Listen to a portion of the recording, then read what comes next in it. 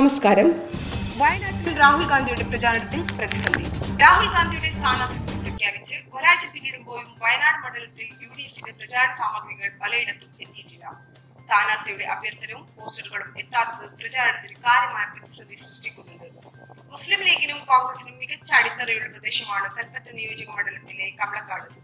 രാഹുലിന്റെ സ്ഥാനാർത്ഥിത്വത്തിൽ പ്രവർത്തകർ വലിയ ആവേശത്തിലുമാണ്. എന്നാൽ സ്ഥാനാർത്ഥിയുടെ അഭ്യർത്ഥനയും പോസ്റ്ററുകളും അടക്കം പ്രചാരണ സാമഗ്രികൾ ഇവിടെയും എത്തിയിട്ടില്ല.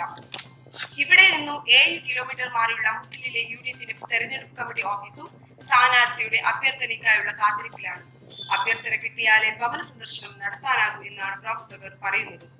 ഏറെ അനിശ്ചിതത്വത്തിനൊടുവിൽ കഴിഞ്ഞ 31-ാം തീയതിയായിരുന്നു രാഹുൽ വയനാട്ടിൽ സ്ഥാനാർത്ഥിയാകുമെന്ന പ്രഖ്യാപനം വന്നത്.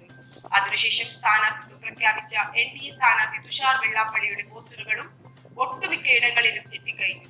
രാഹുലിന്റെ ചിത്രവും അഭ്യർത്ഥനയുടെ വാചകങ്ങളും AICC അംഗീകരിക്കാൻ വൈകിയതായിരുന്നു ആദ്യ പ്രശ്നം. പിന്നീട് പോസ്റ്ററുകൾ എറണാകുളത്ത് പ്രിന്റ് ചെയ്തത് എത്തിക്കാനും സമയമെടുത്തു. News desk, national news.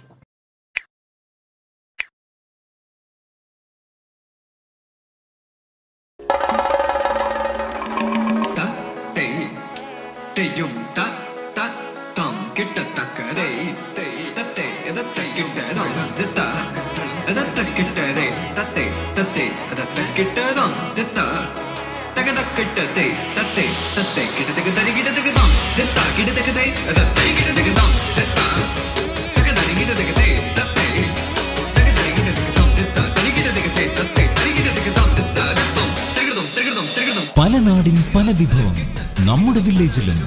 Oryx village, സ്വാദും വിനോദവും ഒരുപോലെ അനുഭവിച്ചറിയാൻ വരൂ. Oryx village, highway junction, south Kanhangad. ഇനിയും ചാനൽ സബ്സ്ക്രൈബ് ചെയ്യാത്തവർ ഉടനെ സബ്സ്ക്രൈബ് ചെയ്യുക.